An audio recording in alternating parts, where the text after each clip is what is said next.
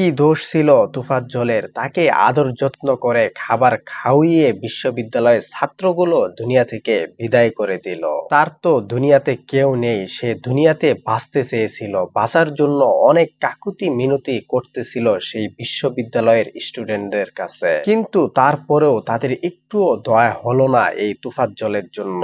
যারা এই কাজের সঙ্গে জড়িত তারা কখনোই মানুষ হতে পারে না। তোফাজ্জল হোসেনের বাবা 2011 সালে সড়ক দুর্ঘটনায় দুনিয়া থেকে বিদায় হয়ে যান। তারপর তার দুনিয়াতে ছিল তার মা এবং তার একমাত্র ভাই। তাদের ভরসাতেই সে দুনিয়াতে বেঁচে থাকতে চেয়েছিল।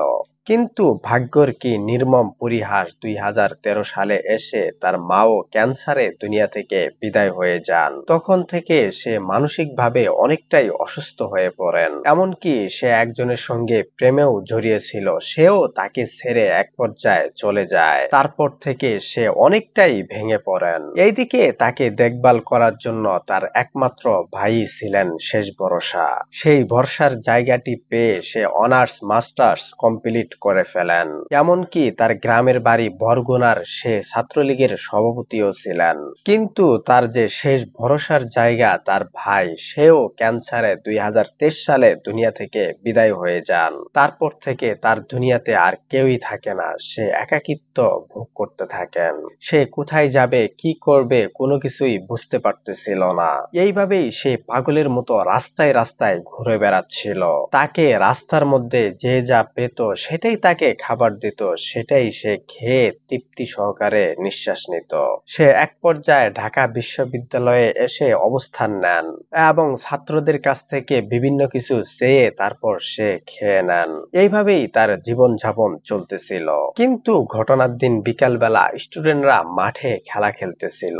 তখন তারা একটি ব্যাগের মধ্যে 6টি মোবাইল রেখে দেয়। সেখান থেকে সেই মোবাইলগুলো কেউ একজন নিয়ে চলে যায়। তারপর সেই স্টুডেন্টগুলো এই তোফাজ্জলকেই সন্দেহ করে। তারপর তাকে আটক করে নিয়ে রুমের মধ্যে নিয়ে যায় এবং তাকে জিজ্ঞাসাবাদ করতে থাকে, মোবাইলগুলো কি তুমি নিয়েছো?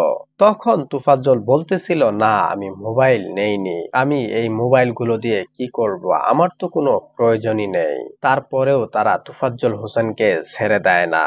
তোফাজ্জল হোসেন তাদেরকে বলে, আমার অনেক ক্ষুধা লেগেছে, আমাকে আপনারা ছেড়ে দিন। পরবর্তীতে তারা হল থেকে তাকে খাবার এনে দেয়। তারপর সে তৃপ্তি সহকারে খাবার খেতে থাকে। এই বিষয়টি তারা আবার ভিডিও করে। খাবার খাওয়ার শেষে তাকে একের পর এক আঘাত করা হয়। সে বারবার বলতেছিল, আমি এই সকল কোনো কিছুই করিনি, আমার দুনিয়াতে মাও নেই, বাবাও নেই, এমনকি আমার ভাইও নেই, আপনারা আমাকে ছেড়ে দিন। কিন্তু তারপরেও তার কথাগুলো তাদের বিশ্বাস হচ্ছিল না, তাকে একের পর এক আঘাত করেই যাচ্ছিল। এইভাবে অনেকক্ষণ পর্যন্ত তাকে আঘাত করা হয়। সে এক পর্যায়ে দুনিয়া থেকেই বিদায় হয়ে যায়। কি দরকার ছিল তাকে আদর যত্ন করে ভাত খাওয়ানোর পর তাকে এইভাবে আঘাত করে দুনিয়া থেকে বিদায় করে দেওয়ার? এটা তো কোনো শিক্ষিত সমাজের কাজ হতে পারে না। যারা এই ঘটনার সঙ্গে জড়িত, আমরা চাই তাদের দৃষ্টান্তমূলক সাজা হোক, যেন এরপর থেকে কেউই এমন ধরনের ঘটনা ঘটানোর সাহস না পায়। আজকে আমার ভাই তোফাজ্জল চলে গেল, কালকে আরেকজনও তো এইভাবে চলে যেতে পারে। সত্যি যখনই সোশ্যাল মিডিয়ায় ঢুকি তখনই যেন নিজের বুকটা ফেটে যায়। মানুষ এতটা অমানবিক কিভাবে হতে পারে? দর্শক শ্রোতা, এদের আপনারা কি ধরনের সাজা আশা করেন অবশ্যই কমেন্ট করে জানিয়ে যাবেন।